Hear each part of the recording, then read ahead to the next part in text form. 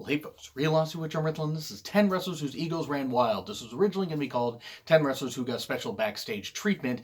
Though a big shout out to Avalana Tweets for the inspiration and the idea to do a rant like this. This is going to be a countdown in name only. This is mainly going to be a rant. And yes, I've done rants about like title reigns of terror, or ego trips, like Hogan's ego trip in 1993 that I did earlier this year, or Triple H's, 0203 title reign of terror and how it dragged down Raw significantly. Don't worry, I will mention both of those. Some of these will be cliff noted versions. Otherwise, I will probably be at this for like 40 minutes. And really, I'm just going to touch on some of the things that really, really irritated me. So yeah, it's going to be a bit of a rant. Just my opinion, of course. Just my opinion as a longtime wrestling fan. That's all I'm going to say. So here we go. Number 10, Jeff Jarrett. Jeff Jarrett was a mid-card guy, great IC champion. He was a good US champion when he was in WCW. He was a fine mid-card guy. I emphasize mid-card because this guy must have thought that he was such a big, big talent that he should jump ship back to WCW. Now, he probably made a ton more money. I'm not going to fault him for that. I'm not going to fault him for getting a bunch of money out of Vince because they let his contract roll over and he got a couple $100,000 to work that Good Housekeeping match with China. I'm not going to fault Jarrett for going into business like that. I would get a ton of money too if the company had the oversight, oversight the fact that my contract suddenly ran out. But then we jump to his time in WCW, where he must have thought that he was bigger than Hogan. Mike Graham said in Rise and Fall WCW, I believe, he must have broke 6,000 guitars, never drew a dime, and that's pretty much it. He was a mid-card guy that was a 3-time WCW champion. He was a multi-time NWA champion in NWA TNA, and then later TNA before it became Impact Wrestling. Now, in the 4 years, because he won it, I think, from Truth in like 2002, like November 2002. And then in October of 2006, he dropped it to Sting. He wasn't champion that whole time, dear God. But between his first run and his last run, the show too often was focused on him. Now, yeah, they were focused on the X Division and the tag titles and stuff like that. And there were some good angles in the early days of NWA TNA and later just TNA. They did have some good shit, but the problem is Jarrett thought that he was so big, where yes, he was part owner of the company. I get why he made himself champion, but often he didn't do it to build new stars. He buried Monty Brown. That was a fucking burial and a half when they were on Fox Sports Net. That was ridiculous. He worked programs with Kevin Nash, which that was just him trying to go over older WCW guys. Even though Jarrett was an old WCW guy, I mean, he wasn't much younger than Nash at that point. He wasn't much younger than Hall, though Hall wasn't really in there very long. Just Jarrett seemingly had such an ego about him, especially in NWA TNA, that it was ridiculous. Now, he has cleaned up, he has sobered up, and all that, so great. But he is a guy that thought much better, he thought much more of himself than the vast majority of people did. Mid-card, IC champion, totally fine. Tag team champion, totally fine. World champion, fuck. I would not make that guy world champion. I wouldn't have made that guy world champion in the 90s or in the early 2000s if I owned a wrestling company. I had millions and millions and millions of dollars. No, Jarrett, you're going to be a fucking mid-carder. Regardless of how much he knew about the business, regardless of how, well his dad, Jerry Jarrett, did in the wrestling business, Jeff Jarrett was a mid-card guy at best. And I've never understood why people saw him as anything other. If you guys did, I totally understand. If you guys disagree with anything I'm saying on this list, that is totally fine. Please leave stuff in the comments. I'm not going to fault anybody if you're fans of any of the people I'm mentioning. But Jeff Jarrett, to me, mid-card, not world champion material. And his ego got too out of control. Especially when he kept putting himself in main events that he fucking shouldn't have been. I mean, really, like, name after 2004 a lot of meaningful feuds that he had where he didn't just have to go over. It was pretty fucking ridiculous. Number 9, Brock Lesnar. Look, Brock shows up when he's told, has limited dates on his contract, gets a shit ton of money, and gets to sit at home. I would take a deal like that. I really, really would. But Brock, to me, was one of those guys that came up in the business, and he did very, very well in his, especially from 02 to 03. Now, once he got to 04, it was obvious that he was getting burned out and didn't want to be there anymore. But that kind of stuff was ridiculous because then him and Goldberg shit the goddamn bed at WrestleMania 20. Yes, they made up for it at WrestleMania 33, and that's all good. That's great. That's fantastic. It only took them 13 years and a whole bunch of injuries and stuff like that, and Goldberg basically being the age of a grandpa for that to finally happen. No, Goldberg is not on this list, oddly enough. I could always do a part two to this at some point, but, that being said, that'll come at a later date. But with Brock, it's like just looking at how he was used, like his time in New Japan, he was a fucking egotistical jackass. He didn't respect New Japan at all. They gave him big money, and he was the IWGP Heavyweight Champion at one point, and I believe he worked a match with Kurt Angle, which was actually a pretty good match, as I recall correctly, but he was a fucking egotistical jackass there. He got humbled in UFC, especially since he had the diverticulitis and stuff like that. When he came back in 2012, yes, they had him on limited dates. I'm not saying using Brock as an attraction was a bad idea, but yeah, him losing Extreme Rules and then losing to John Cena, beating Triple H at SummerSlam, losing to Triple H at WrestleMania 29, just all this stuff, and then him beating the streak, which I'm sorry, you did not need to have Brock Lesnar beat the streak. I mean, that's my opinion. That's a whole nother day. I'm not saying that Brock was the one to, suggest being the one in 21-1. But every interview with him, have I heard that he's the worst person in the world? No. Again, if I got his kind of deal, if I got that kind of deal, I would take it. But Brock just has always come across as somebody that is a natural at wrestling, but doesn't like it. I don't know. I just always got this impression that he just seemed like an egotistical guy, especially in his most recent run. He just rubs me the wrong way. Is he legit? He is 100% fucking legit. That doesn't mean I like the damn guy. It doesn't mean his ego shouldn't be put in check. And maybe if he goes back to UFC for one fight, he'll get his ego put back in check because he got basically run off by being exposed as a power fighter, and that's it.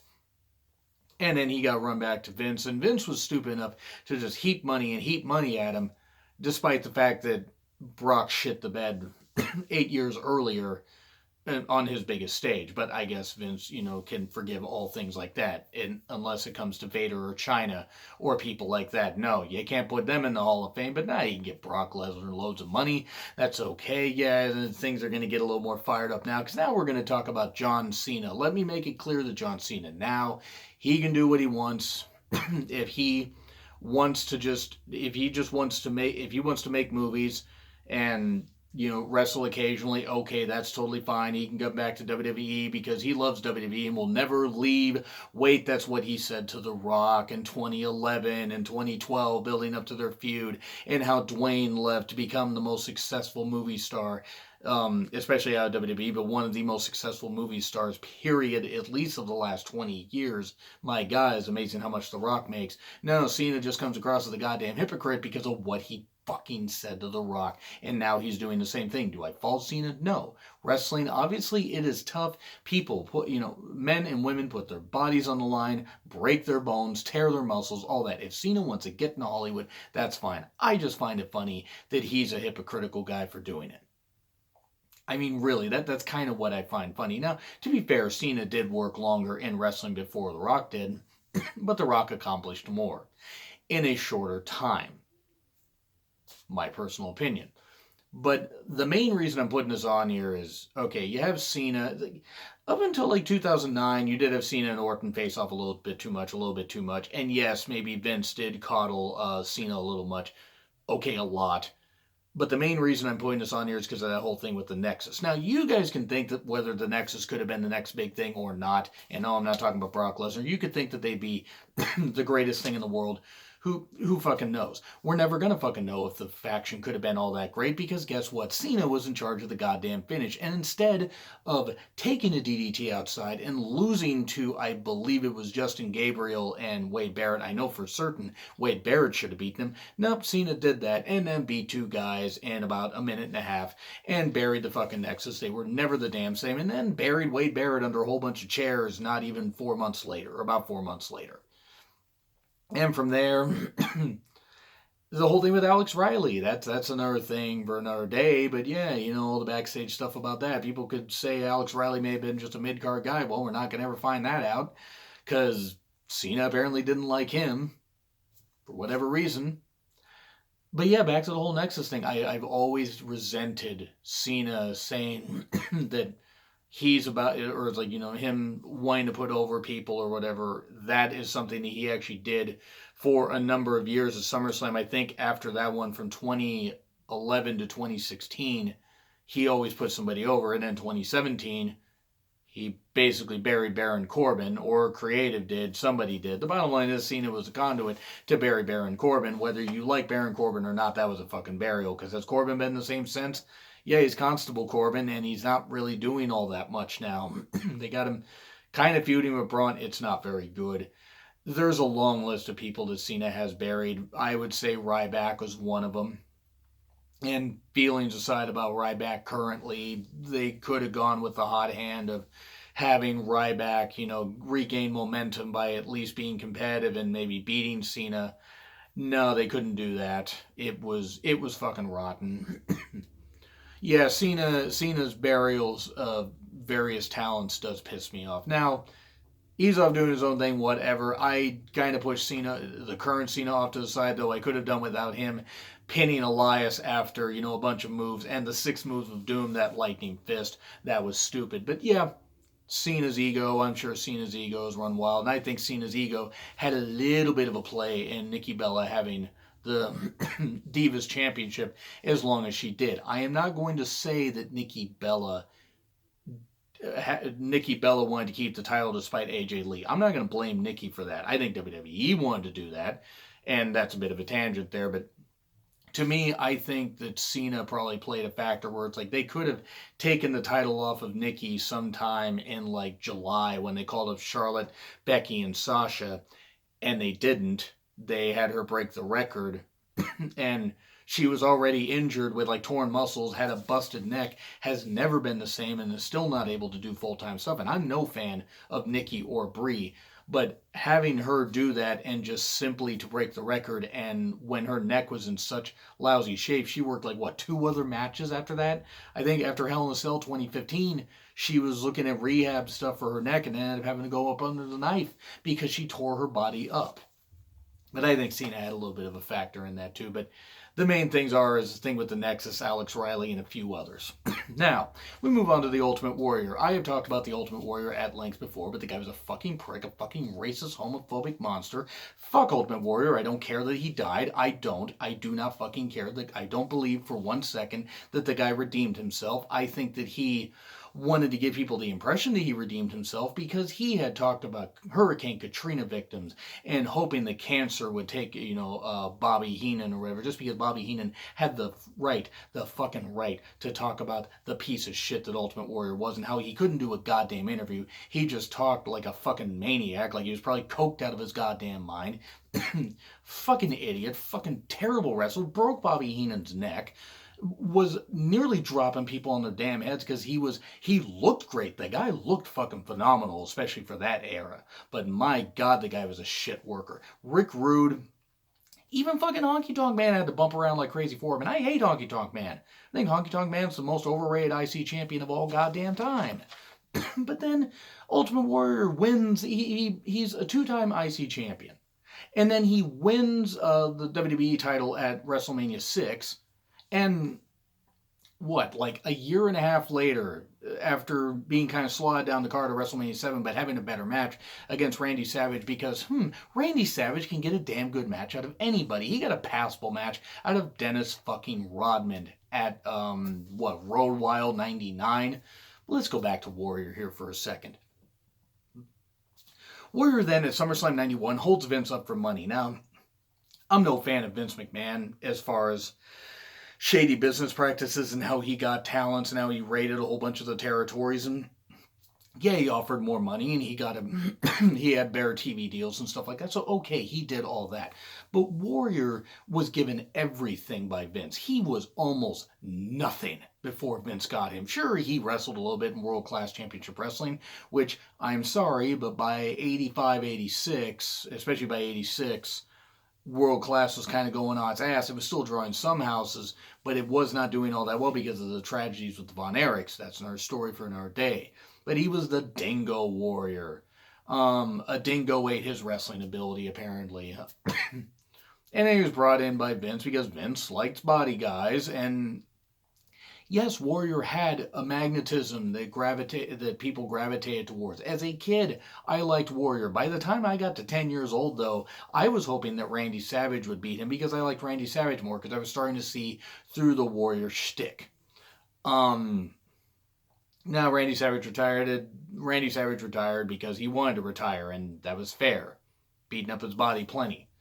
But then Warrior should have had that take him for a number of years, like a couple years. Nope. Held Vince up for money at SummerSlam 91. Vince agreed just to get the match in the ring, suspended Warrior, and ended up firing him because he fucking deserved it, because he was a fucking ungrateful snot that absolutely deserved every bit of treatment that he got. His 92 run was fucking abysmal because, oh yeah, after coming back, terrible angle with Papa Shango. And I mean, nothing against Papa Shango. I mean, he tried. Charles Wright was much better than that gimmick, even though the gimmick was pretty cool. Scared me as a kid. I mean, I was only 11 years old. But looking back on it now, it's fucking horrifying. But yeah, he works against Randy Savage at SummerSlam 92. And it was a good match for what it was, but Savage, again, carried Warrior because Warrior needed somebody to lead him. Ted DiBiase had to help lead Warrior because Ted DiBiase is a goddamn professional. And then, leading into Survivor Series 92, he gets popped for buying human growth hormone or steroids, or both, from this guy. And him and Davey Boy were buying him, and Warrior pretty much ratted himself and Davey Boy out. Good job, Warrior. And then, whatever, legally changes his name to Warrior because he's a fucking idiot. Comes back in 96, puts over nobody, and ends up getting suspended a few months later. He did bury Triple H at WrestleMania 12, which was kind of funny, I thought. No soul to pedigree. That was kind of funny, even though I don't like Warrior at all. Not that you could tell by this point. Yeah, it was ridiculous. So, and in his 1998 WCW run, it was abysmal. Absolutely abysmal. The whole thing with Hogan was ridiculous. Check out my Halloween Havoc 98 20-year reflection if you'd like. And then his time where he faced off against Orlando Jordan in 2008, and I believe it was Spain or Italy. It was one of those promotions. I don't quite remember the name of the promotion, but it was a pretty good house, and my God, he couldn't even move. Match was terrible. Yeah. Warrior was an egotistical jackass, and I don't really have any sympathy for the guy. I feel sorry for his kids. But as far as Warrior himself, karma got him by being a fucking dick and a fucking evil human being. And just loving money, and not really respecting anybody in the wrestling business. And now we move on to number 6, Alberto El Patron. This thing is running a whole lot longer, but I'm going to just keep at it. Alberto El Patron, I was behind him when he first got fired by WWE in 2014 for the whole thing of that one backstage guy or whatever being racist towards him. I was behind Alberto El Patron. I'm not behind Alberto El Patron anymore. His time in Lucha Underground was fine. His time coming back to WWE in 2015, which was very shocking, just about 14 months after he got fired, which was unjustifiable, or wasn't justifiable. Like, he shouldn't have been fired for that. I mean, yeah, okay, he may have slapped the guy, but the guy was fucking racist to him. I think they could have let that slide. They still have Orton employed, and Orton hates black people. Don't worry, I'll get to Orton here in a second. Alberto just has shown himself to be a massive egotistical guy that has done nothing but burn so many goddamn bridges. He was so highly paid by WWE into 2016. Sure, maybe they didn't give him the title runs they promised, but it was what it was. He got paid a ton. The whole relationship with Paige, them both being toxic for each other, let's just be perfectly honest. He was toxic for her, she was toxic for him. His run in Impact, which was abysmal, absolutely abysmal. They should have never hired him in the first place. He did not deserve that chance. And he's just come across as a fucking jackass since. Like, I mean, really, that's what he's come across like. And it's sad because the guy is talented in the ring, especially outside of WWE. But talent does not negate how much of a jackass he really was. and really has been, quite frankly. And it's kind of a shame because I was behind him until about 2016. Really is a damn shame. So anyway, now we go to Triple H, and again, this is where the Cliff Noted version is going to come up. But just let's see the Booker T thing. Someone like you doesn't get to be champion. I wanted to reach through my TV and slap that fucking big ass nose off his face. Now Triple H has done a lot of good shit with with the help of a lot of people like Regal and the agents and everything down in NXT using Dusty's vision and everything. He has done a lot of good shit in NXT more often than not. But that doesn't take away from the wrestler himself being a jackass. Them essentially burying Owen Hart in that feud, which was absolutely ridiculous. The whole thing with China does still stick in my craw. I admit I was never the biggest fan of China, the wrestler. And China, the person, had problems, and unfortunately, she passed away in 2016. But his reasonings behind not putting her in the Hall of Fame are pretty much bullshit. When they got Sonny and they got a lot of other people there, you got Donald fucking Trump in the celebrity Hall of Fame, in the celebrity wing of the Hall of Fame, and with all his problems, I mean, even in 2007, you don't think that he could have, you don't think you could put China in, even like, just even like after she died. I mean, obviously it would have to be after she died, but no, that kind of stuff. Him holding Raw hostage, if you will, from like 02 to 04. Actually, 02 to 05. Because even when Benoit was champion, he was still in the main events. Even when Goldberg was champion, Triple H was still featured. And yes, obviously it has to do with his relationship with Stephanie, but Triple H the wrestler, this is why I did an Unpopular Wrestling Opinion cheap plug about Triple H the wrestler. The guy was a mid-card guy or could work with the top guys but could never be the top guy because he wasn't ever good enough to carry a company without it being as an in-ring talent. I'm not saying that some of his matches weren't good. I'm not saying that. I'm not saying a few of his matches weren't excellent, but a lot of that comes down to who he worked with. Now, that's just all I gotta say about that. Now, this is about Triple H the wrestler. Now, currently, I do hope that he recovers from that pec injury, because I mean, if you saw pics of that looks fucking nasty. I mean, absolutely goddamn nasty. He has tore his body up. Tore both quads, not at the same time. That distinction belongs to Vince McMahon's 2005 Rumble. But there are too many Triple H ego trips to summarize in this one little list. But the Booker T one really sticks in my craw. The RVD one just a bit before that. Him and Shawn Michaels always working together, which was fine. They had a good feud that went on a little bit too long, even though they feuded off and on. His feud with Triple H's feud with Kevin Nash, ego trip. His whole thing with Goldberg, ego trip. Yeah, going back to the ego trip video that I did, or his title reign of terror. His world title reign of terror, I believe is how I worded it. That his feud with Batista was fine. I actually thought that was one of his better feuds. His feud with Orton was fine. But the whole thing of DX burying the Spirit Squad. And just generally so much stuff where he wanted to be the top guy so bad, and then he lost to Undertaker twice. He beat Sheamus at WrestleMania 26, which was stupid. Lost to Undertaker twice, 27-28. Beat Brock Lesnar in a stipulation where he had to win, because otherwise he'd be fired. He'd have to resign or retire as CEO or resign as COO. Not CEO. It'd be weird if he was running the company instead of Vince. So it might be a little bit better. Except Stephanie would be in more power. Dear God, help us all. But that kind of stuff. Him putting over Daniel Bryan was fine at WrestleMania 30 in a really good opening match. But then he beat Sting, and that's another thing that sticks in my craw. Whoever came up with that idea, and personally, I think it was Triple H. I don't know, Vince might have, because he might just still hate WCW with a passion, even though he says he didn't care when he finally beat them, but yeah, that was bad. Triple H beating Sting pretty much put the nail in the coffin on me really respecting him fully as a wrestler. Yeah, he put over Roman Reigns at 32, Rollins at 33, and the whole thing with Rousey and Angle versus Triple H and Steph at 34 was what it was. But yeah, that's just all I gotta say about Triple H. And now we're going to move on to Shawn Michaels in his first run, and mainly his time with the IC title. Because he won the IC title from Davey Boy Smith in Davey Boy Smith's last match for a couple years in WWE on a Saturday Night's Main Event. and then held it, lost it to, didn't lose it to Tatanka at WrestleMania 9. No, that make too much sense to put over somebody, wouldn't it, Sean? He's cleaned up since, but I still say he didn't put over some people when he should have. And then lost it to Mari Jannetty, his friend, at the May 17th, 1993 edition of Raw.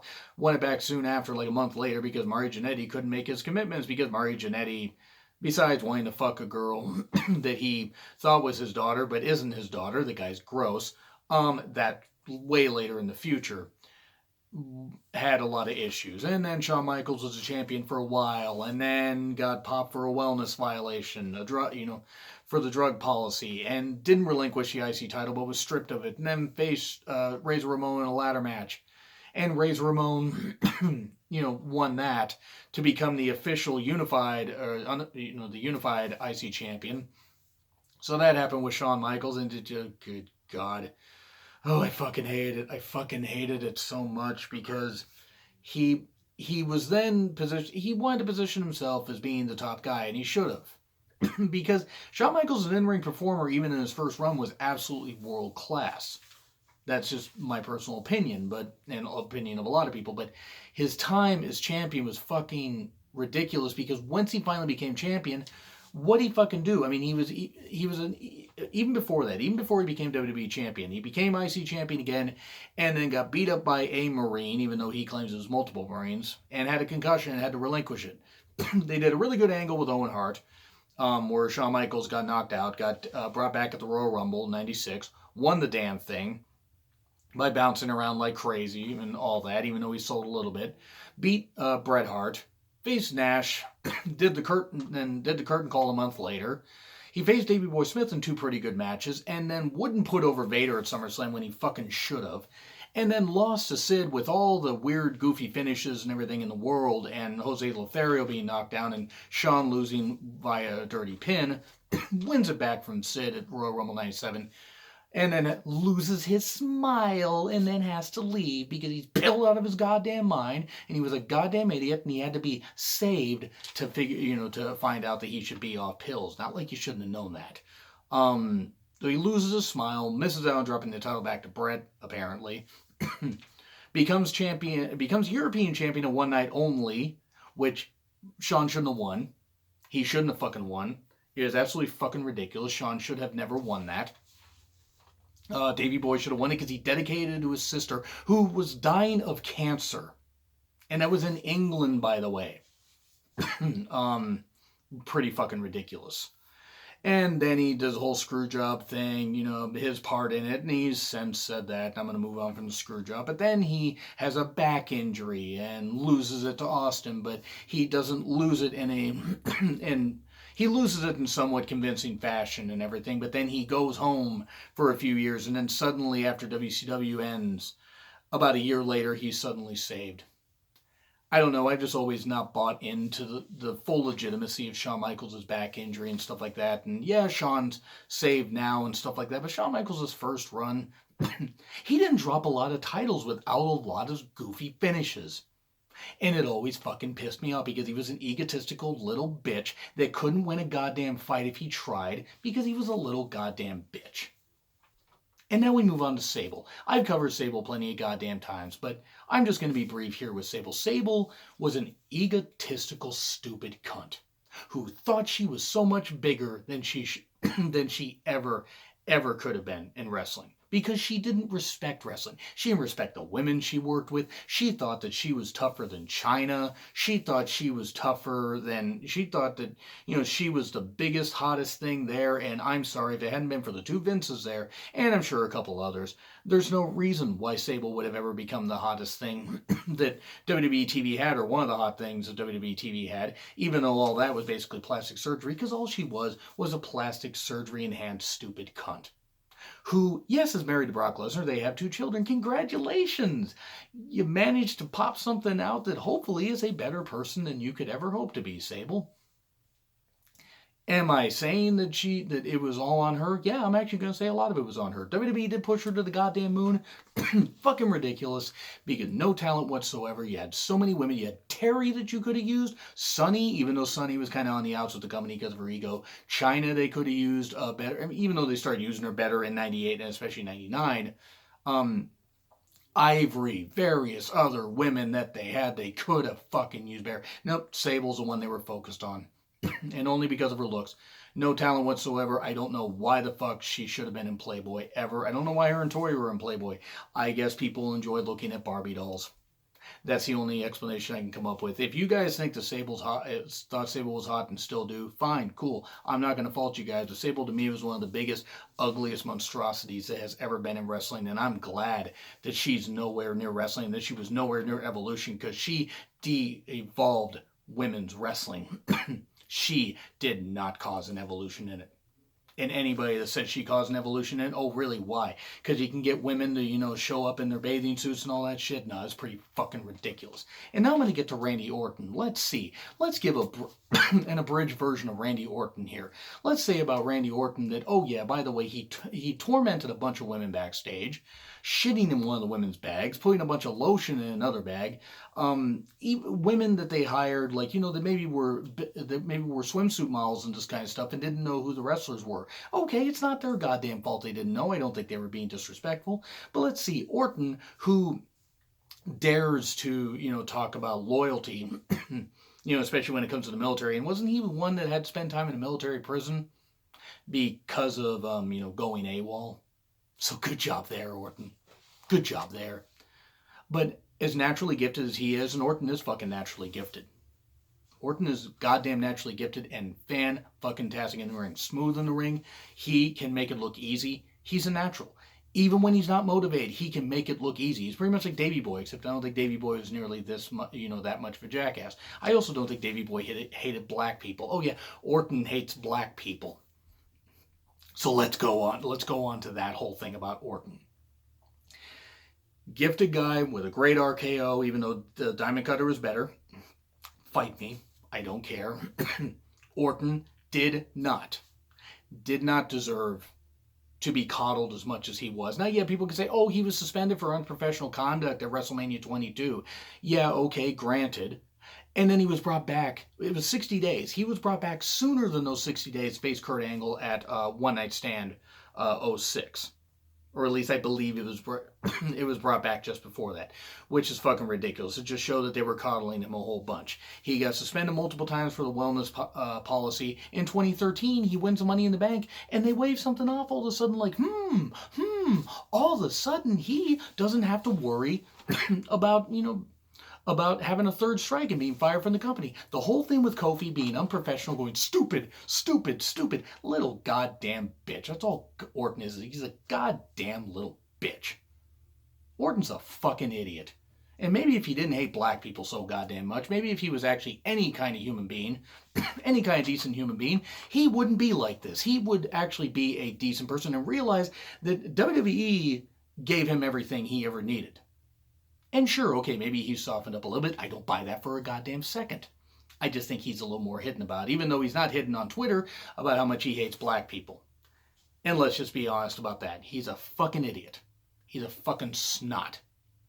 And I fucking hate, Randy Orton, the person. The performer is fucking gifted beyond words.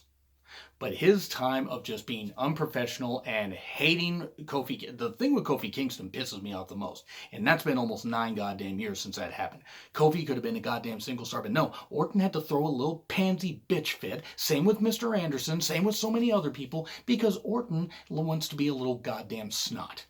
So hopefully his kids are being raised by their mothers and being raised a whole lot better. I mean, because the mothers would raise them a lot tougher than Orton would, because Orton's a little bitch. Let's be perfectly honest about that. Orton's been a fucking bitch, and he always has been, and he always will be. And if Randy Orton retired tomorrow, I would not miss him. As gifted as he is, he would not be missed. He is stale beyond words. I don't care how much of a good heel he is right now. So now, let's move on to Hulk fucking Hogan. Hulk Hogan, who buried Randy Savage, hated, even Randy Savage hated him. I believe he hated him, and Savage had every right to. Hogan buried so many goddamn people. Yes, a lot of this is on Vince for Vince pushing him the way he did.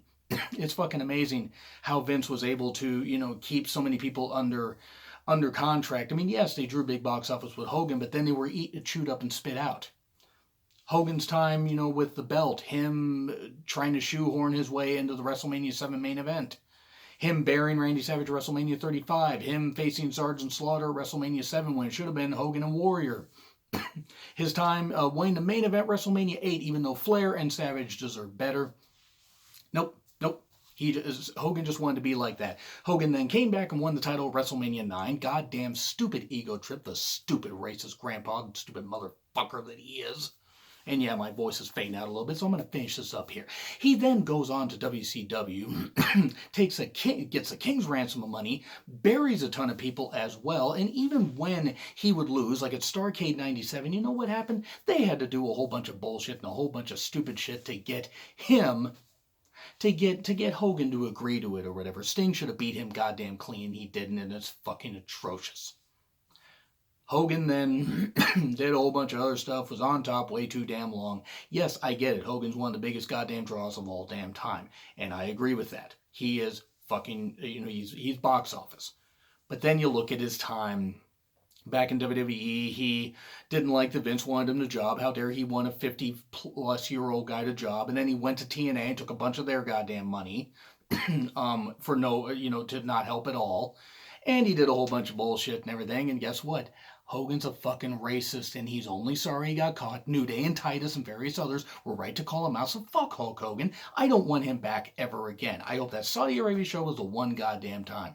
He's not sorry for what he said, and that's all I got to damn say about that. So anyway, those are 10 wrestlers whose egos ran wild. Cliff noted version since I went on a little bit long, and I hope you enjoyed this very lengthy video, but let me know what you guys think in the comments. Are there other wrestlers whose egos ran wild that you either want me to talk about or that you want to rant about in the comments? Please let me know. Like, share, subscribe, Twitter handle in the description. It's been Real Honesty with John Ritlin, and yeah, you know what? Hulk Hogan, fuck you. Orton, fuck you. Sable, fuck you, though Brock's doing that. Shawn Michaels, your first run, fuck you too. Jeff Jarrett, yeah, sorry, fuck you too. Ultimate Warrior, you never belonged in the wrestling business. And Triple H, you know what? Someone like you was never a main eventer.